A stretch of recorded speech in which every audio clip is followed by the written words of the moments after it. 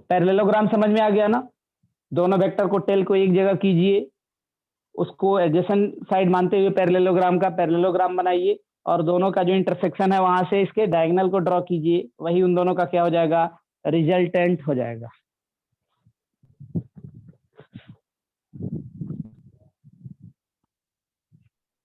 अच्छा, मान लीजिए ये कोई वेक्टर है ए और ये एक वेक्टर है बी, ये एक वेक्टर है बी, इसका मैग्नीट्यूड कितना है मैं अलग से लिख दे रहा हूं। ए का मैग्नीट्यूड है 4 और ये वेक्टर है बी, बी का मैग्नीट्यूड दिया हुआ है 3, बी का मैग्नीट्यूड दिया हुआ है 3, ये है इस डायरेक्शन में और बी वेक्टर है इस डायरेक्शन में। दोनों का रिजल्टेंट का मैग्नीट्यूड बता सकते हैं क्या ग्राफिकली अभी? 5। Find resultant vector, find magnitude of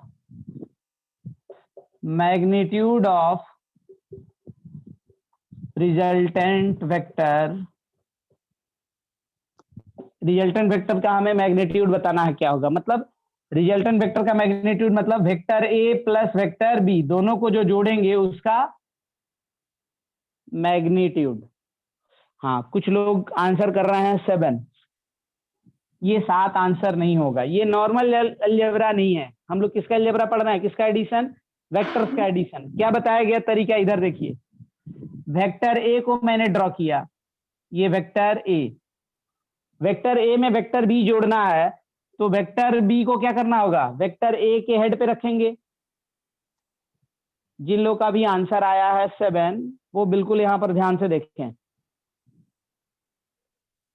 Prachi, साक्षी, सब लोग ढंग से देखिए, इधर देखिए, वेक्टर ए के हेड पे वेक्टर बी को आप यहां पर रखिए, ये हो गया वेक्टर बी। कोई दिक्कत? अभी जो तरीका बताया गया। और क्या करेंगे? पहले का टेल और लास्ट वाले का हेड इसको ज्वाइन कर दीजिए, इसको ज्वाइन कर दीजिए, तो क्या यही रिजल्टेंट हो जाएगा? ये रिजल्टेंट हो गया vector A plus vector B. आप अगर ढंग से देखोगे, ऑल दो हम लोगों ने इसकी मैथमेटिकल एनालिसिस अभी नहीं बताई है, लेकिन अगर मैं आपसे लॉजिकली पूछूं, ये एक राइट एंगल ट्रायंगल बनता हुआ नजर आ रहा है मुझे यहाँ पर। एक राइट एंगल ट्रायंगल में ये वाला लेंथ, ए का मैग्नीट्यूड कितना दिया हुआ है? 4, और एरो की लेंथ ही तो मैग्नीट्यूड को बताती है। मैं समझने के लिए अलग से बना देता हूँ, ये 4 ये 3, तो ये कितना हो जाएगा? और ये वाला एंगल 90 डिग्री है यहाँ पर, इसका डायरेक्शन इधर था और ये परपेंडिकुलरली ऐसे था। ये 4 3, तो ये कितना हो जाएगा? 5। समझ में आ रहा? Under root 3 square plus 4 square करेंगे ना, तो 3 स्क्वायर 9, 4 स्क्वायर 16, 16 प्लस 9 25, और उसका रूट लेंगे तो 5 आ जाएगा। समझ में आया ये? Yes sir. Yes sir. इसमें कोई डाउट? निशांत, समझ में आया ये? Yes sir. हाँ, तो अभी इसकी मैथमेटिकल एनालिसिस भी पढ़ेंगे हम लोग, लेकिन अगर ऐसे भी दिया हो, अच्छा ये दो वेक्टर को जोड़ा तो हम लोगों ने अभी आया कितना आंसर? 5। अच्छा, इन्हीं वेक्टर्स को ए और बी का ओरिएंटेशन अलग अलग होता, तब मैं जोड़ने के लिए बोलता तो क्या होता? ये वेक्टर ए होता और ये वेक्टर होता बी। अब मैं आपसे पूछता कि ए और बी का मैग्नीट्यूड, इसका मतलब क्या हुआ? Vector A plus vector B, इसका मैग्नीट्यूड। इन दोनों में पहले एक चीज बताइए फिर आंसर निकालिएगा, ये दोनों चीजें सेम लिखी गई है कि अलग अलग है? सेम है। सेम है। अलग नहीं है। इधर देखिए, अलग है। इसको ये क्या है? ये है, अलग है। इधर देखिए, ये है vector A plus vector B का मॉड, मतलब ए और बी का जो जोड़ देंगे, वेक्टर ए और वेक्टर बी को जोड़ दीजिए वेक्टर्स को, और फिर उसका मैग्नीट्यूड। समझ में आ रहा है? और इसका मतलब क्या है? ये है अलग अलग का मैग्नीट्यूड अलग अलग पहले प्लस वेक्टर फिर बी का मैग्नीट्यूड। दोनों सेम चीज है कि नहीं है अमन? ये दोनों जो यहाँ ऐसे सिंबल में लिखा गया है ना, दोनों का मतलब सेम। जैसे इस क्वेश्चन में आपसे अगर मैं पूछूं आंख मूंद के, mod of A plus mod of B, answer हमेशा क्या होगा? 7। समझ में आ रहा? ए का मॉड है 4 और बी का मॉड है कितना? 3। ये दिया हुआ है यहाँ नीचे, ए का मैग्नीट्यूड 4 और बी का मैग्नीट्यूड 3, तो ये आंसर 7 है। ये आंसर 7 हो भी सकता है, नहीं भी हो सकता है। अभी थोड़ी देर पहले जब बी का डायरेक्शन ऊपर था तो ये कितना आंसर आया था? 5। 5। अभी बताइए कितना आएगा? अभी बताइए मैग्नीट्यूड ऑफ रिजल्टेंट कितना होगा? मैग्नीट्यूड ऑफ रिजल्टेंट कितना होगा?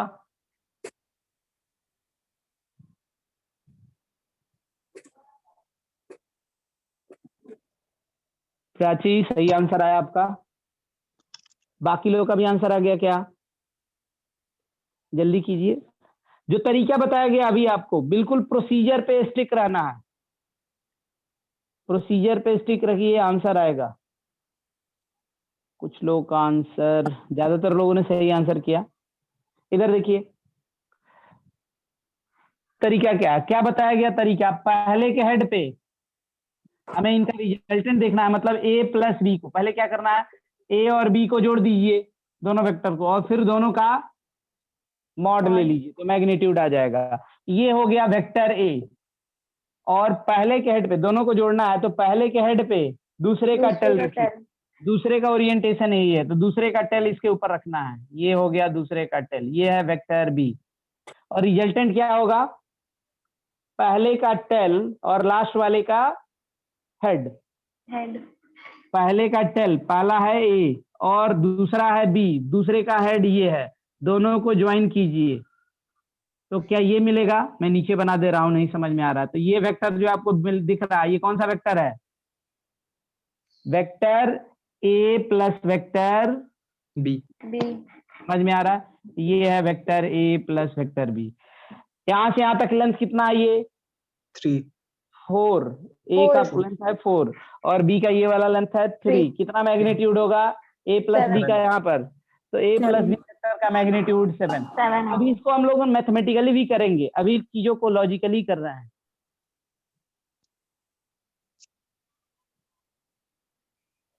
इस चीजों को क्या कर रहे हैं अभी हम लोग, लॉजिकली कर रहे हैं।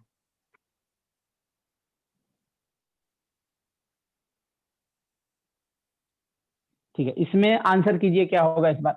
अगर बी का डायरेक्शन इधर होता तो ए प्लस बी बताइए क्या होगा। ये होता vector B, A plus B बताइए क्या होगा। सॉरी हाँ, इस बार ए प्लस बी वेक्टर का मैग्नीट्यूड कितना होगा? Magnitude of resultant vector, magnitude of resultant, resultant यानी कि vector A plus vector B का मॉड बताइए कितना होगा।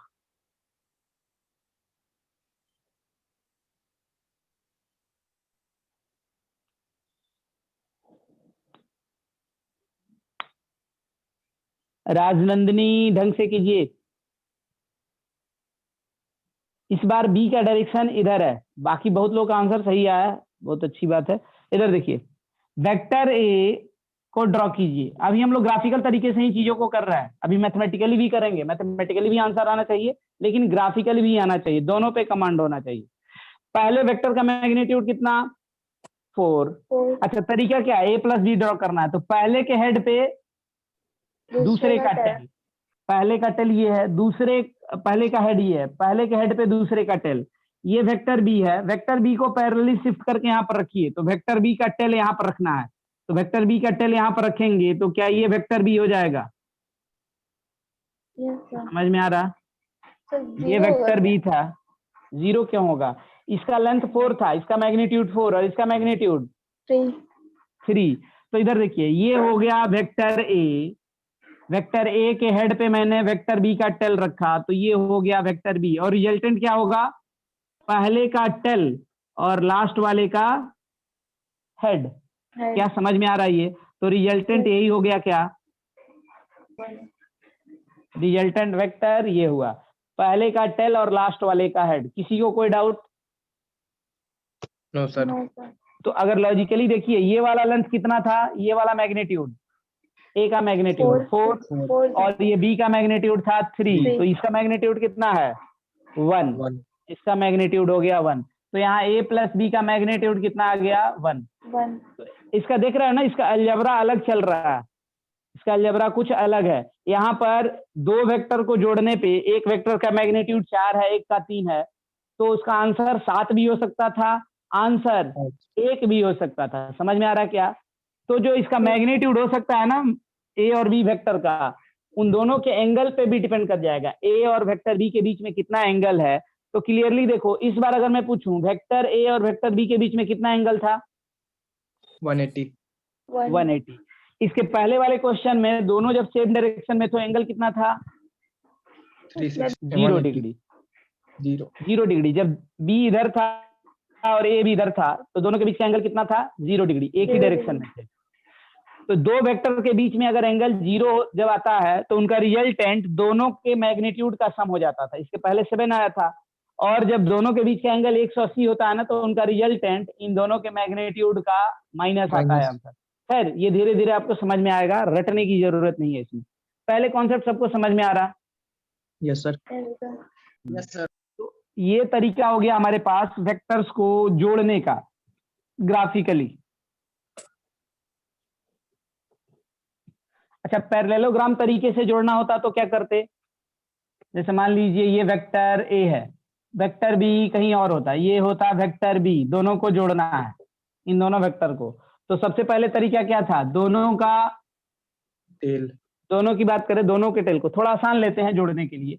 ये वेक्टर है बी, मान लीजिए ये वेक्टर बी है, ठीक है। इन दोनों को हमें जोड़ना है। Sir, इसका magnitude. लेंथ कुछ भी ले लेते हैं, इसका मैग्नीट्यूड अलग लिख लेता हूँ। ए का मैग्नीट्यूड मान लीजिए है 12 और बी का मैग्नीट्यूड है हमारे पास 5। बी का मैग्नीट्यूड है 5। अब इसको जोड़ेंगे, पैरेललोग्राम मेथड से जोड़ने की कोशिश करते हैं। तो पैरेललोग्राम मेथड से जोड़ेंगे तो क्या होगा? ये हो गया वेक्टर ए। 13 और हम लोग ना बाद में ज्यादा यूज करेंगे कौन सा मेथड? पैरेललोग्राम मेथड ही ज्यादा यूज करेंगे, बिकॉज आप देखोगे ये आपके लिए काफी कन्वीनियंट होगा। क्यों कन्वीनियंट होगा उसका कारण बताता हूं मैं। दोनों मेथड में यहाँ पर देखोगे दोनों के टेल को एक जगह ला के रखते हैं, तो एक चीज तो हमें कभी डाउट नहीं होगी कि ए और बी के बीच का एंगल हमें तुरंत पता चल जाएगा। समझ में आ रहा है क्या? Yes, sir. पैरेललोग्राम मेथड में सबसे पहला स्टेप क्या है? दोनों वेक्टर जिनको जोड़ना है, दोनों वेक्टर के टेल को एक जगह पर लेके आइए। तो इसके टेल को ए के पास लेके आएंगे तो ये हो गया, ये ए का टेल और ये बी का टेल एक जगह पर हो गया। दोनों के बीच का एंगल कितना है? ये 90 डिग्री। अब दोनों को जोड़ना है तो तरीका क्या है? इन दोनों को पैरेललोग्राम का एडजेसेंट साइड मानते हुए पैरेललोग्राम बना लीजिए, और इनका जो इंटरसेक्शन पॉइंट है यहाँ से इसके डायगोनल को बनाइए। ये जो हो जाएगा यही क्या हो जाएगा? इन दोनों वेक्टर का सम हो जाएगा। समझ में आ रहा? तो यहाँ क्लियरली देख सकते हैं ए का मैग्नीट्यूड बोला गया है, तो ये कितना हो जाएगा? ए का मैग्नीट्यूड 12, इसका मैग्नीट्यूड 5, और ये बताना है। तो ये 12 है तो ये भी 12 होगा क्या? Yes, sir. और बी का मैग्नीट्यूड 5, तो ये लेंथ बता सकते हैं 5. आप? क्लियरली देखिए ये एक 13. राइट एंगल ट्रायंगल आपको दिख रहा है, ये 12 ये 5, तो ये कितना हो जाएगा? 13. 13. समझ में आ रहा है सबको? Yes, sir. तो ये तरीका हुआ, ग्राफिकल तरीका हो गया, ठीक है। अब इसकी हम लोगों को पढ़नी है मैथमेटिकल एनालिसिस दो वेक्टर का। तो हम लोगों ने देखा वेक्टर्स को जोड़ने के दो तरीके, एक हो गया ट्रायंगल लॉ और एक हो गया हमारे पास पैरेललोग्राम लॉ। वेक्टर्स को जोड़ने का तरीका ग्राफिकली, यहां तक किसी को कोई डाउट नहीं है? No, sir. ठीक है। अब अगला है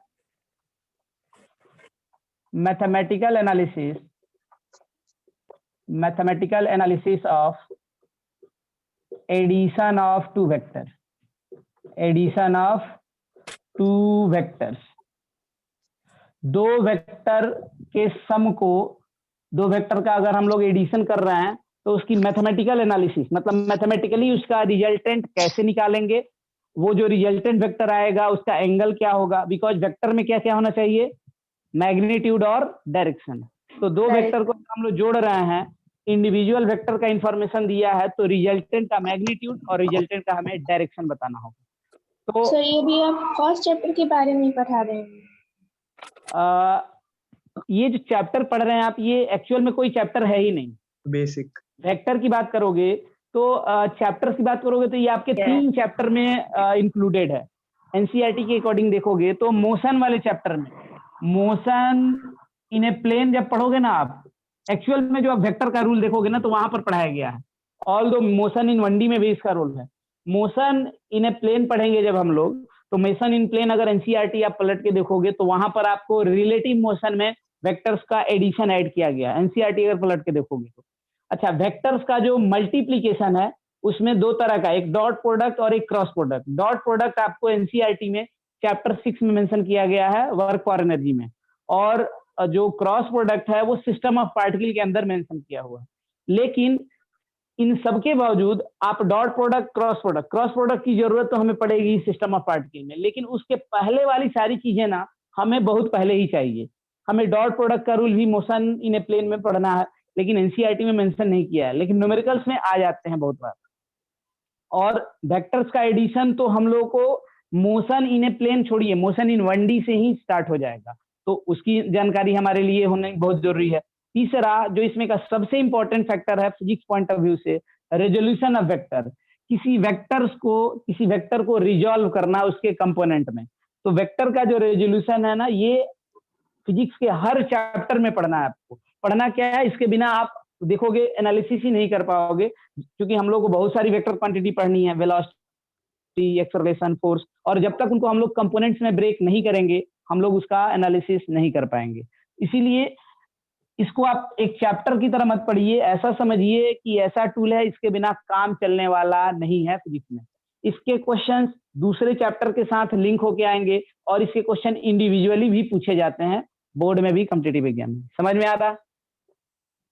यस सर। ठीक है, अब दो वेक्टर को जोड़ना है, तो इधर देखिए, ये हो गया वेक्टर ए। हम लोग जिस मेथड से चाहें, अगर आप ट्रायंगल मेथड से चाहोगे ट्रायंगल मेथड से कर सकते हैं हम लोग, अगर आप पैरेललोग्राम मेथड से चाह रहे हो, जिस मेथड से चाहिए कर सकते हैं, कोई दिक्कत नहीं। कोई दो वेक्टर है, मैं आर्बिट्री वैल्यू ले रहा हूं, ये वेक्टर ए और ये वेक्टर बी, ये वेक्टर ए और ये वेक्टर बी, इन दोनों वेक्टर के बीच का एंगल कितना है? इन दोनों के बीच का एंगल थीटा है। अच्छा यहां पर बताइए ए और बी के बीच का एंगल कितना है? ये वेक्टर पी है और ये वेक्टर क्यू है, ये वाला एंगल दिया हुआ है 40 डिग्री। पी और क्यू के बीच में एंगल कितना है? यहाँ पर वेक्टर पी और वेक्टर क्यू के बीच का एंगल कितना है? 140 डिग्री। 140। ढंग से देखिए, ये थोड़े पर दोनों का टेल एक जगह करना है ना, तो पी को आगे बढ़ा लीजिए ना, दोनों का टेल एक जगह आ जाएगा। 40 डिग्री है, समझ में आ रहा? यहाँ पर पी और क्यू के बीच में एंगल कितना है? Angle between vector P and Q कितना है? 40 डिग्री। दोनों के टेल को एक जगह करोगे, पी को शिफ्ट करके आगे कर दीजिए, ये हो गया वेक्टर पी, और पी और क्यू का टेल एक जगह पर आ गया, दोनों के बीच का ये एंगल कितना? 40 डिग्री। एंगल पर ध्यान रखिए, एंगल गड़बड़ होगा ना तो फिर ये मैथमेटिकल एनालिसिस से आंसर निकालते समय चीजें गड़बड़ हो जाएंगी। इसीलिए हम लोग सेफ साइड के लिए पैरेललोग्राम लॉ से शुरू करते हैं। ये वेक्टर ए और ये वेक्टर बी दोनों को जोड़ना है, तो रिजल्टेंट क्या हो जाएगा? इन दोनों को मिलाते हुए क्या बनाइए? एक, दोनों को मिलाते हुए एक पैरेललोग्राम बनाइए। ये बन गया, ये पैरेललोग्राम हमारा बन गया। रिजल्टेंट क्या हो जाएगा?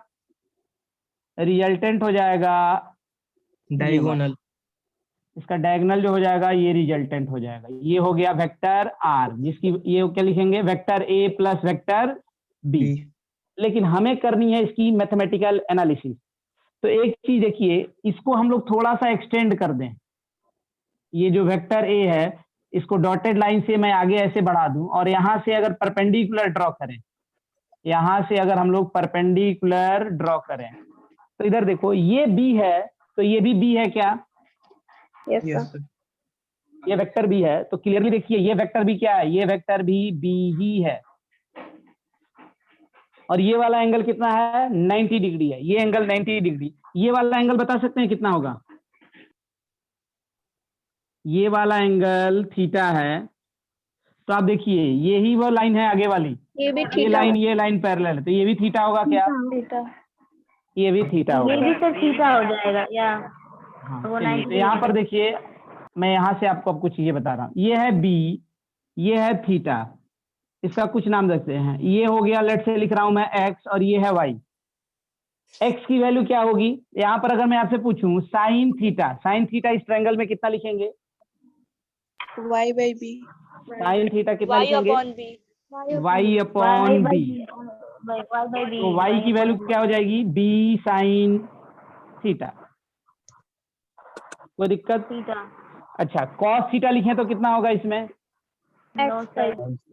x upon ठीक b है, x upon B, x by b तो x कितना हो जाएगा b cos थीटा। कोई दिक्कत? b cos theta। तो यहाँ देखिए ये है b, तो सर ये जो मैंने आगे एक्सटेंड किया यहाँ से यहाँ तक, ये वाली लेंथ ये कितनी हो जाएगी b cos थीटा। कोई दिक्कत किसी को? Yes, sir. नो और सर ये वाली लेंथ कितनी b sin थीटा।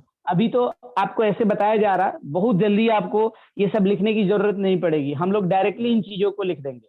अभी उसी की प्रैक्टिस ज्यादा करनी है। मैंने अभी टर्म का नाम लिया था रेजोल्यूशन, वो अभी धीरे धीरे समझ में आएगा।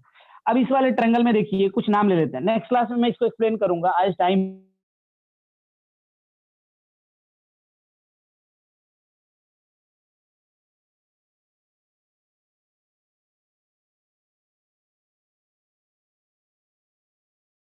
वन टू थ्री समझने के लिए।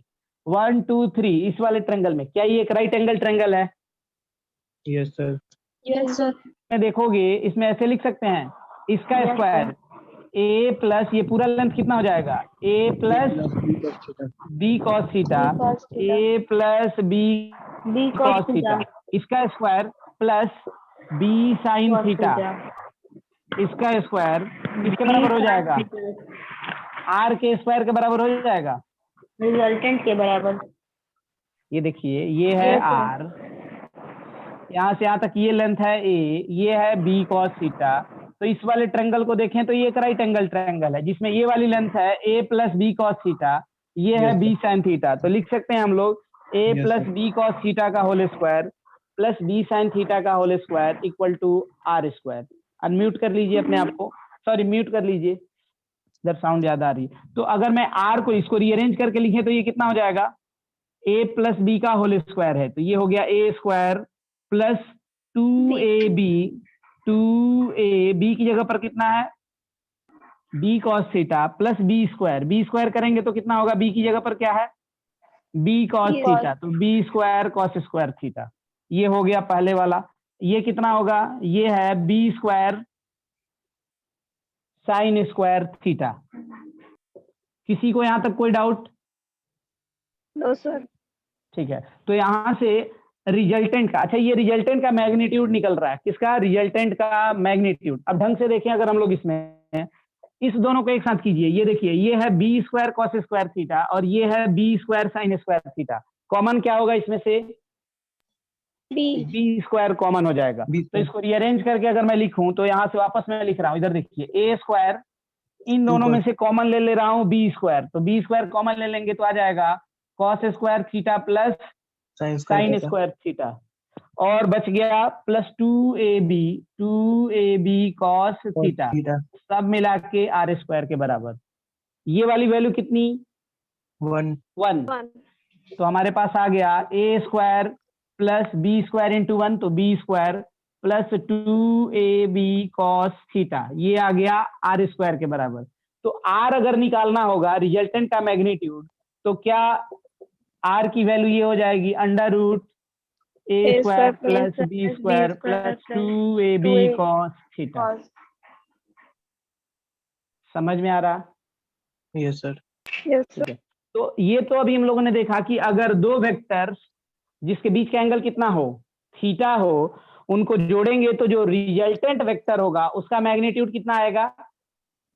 ए का मैग्नीट्यूड का स्क्वायर प्लस बी के मैग्नीट्यूड का square plus 2 into A B cos theta, जहां थीटा ए और बी के बीच का एंगल होगा। किसी को कोई डाउट इसमें? No, sir. ठीक है, तो अभी तो आज हम लोग यहीं पे क्लास एंड कर रहे हैं। यहाँ पर नेक्स्ट क्लास में इस फॉर्मूले का हमें सबसे ज्यादा वेक्टर में यूज पढ़ना है, सबसे ज्यादा। तो इस फॉर्मूले को कहाँ कहाँ पर कैसे कैसे यूज किया जाएगा ये पढ़ेंगे हम लोग। और ये जो रिजल्टेंट है इसका एंगल कैसे लिखेंगे? रिजल्टेंट इस ए के साथ इतना एंगल बना रहा है, इस एंगल को अगर मैं अल्फा बोलूं तो इस एंगल को कैसे लिखेंगे? बिकॉज हमें वेक्टर को मैग्नीट्यूड और डायरेक्शन दोनों लिखना है। तो मैग्नीट्यूड तो दो वेक्टर का ये हो जाएगा, और उसका डायरेक्शन कैसे लिखेंगे ये नेक्स्ट क्लास में हम लोग पढ़ेंगे, और इस पे ढेर सारे न्यूमेरिकल्स होंगे नेक्स्ट क्लास में। ठीक है, आज की क्लास हम लोग यहीं पे एंड कर रहे हैं, थोड़ी सी क्लास एक्सटेंड हो गई है आज। सर नोट्स सेंड कर दीजिएगा। बिल्कुल, नोट्स तुरंत सेंड हो जाएगा। ठीक है सर।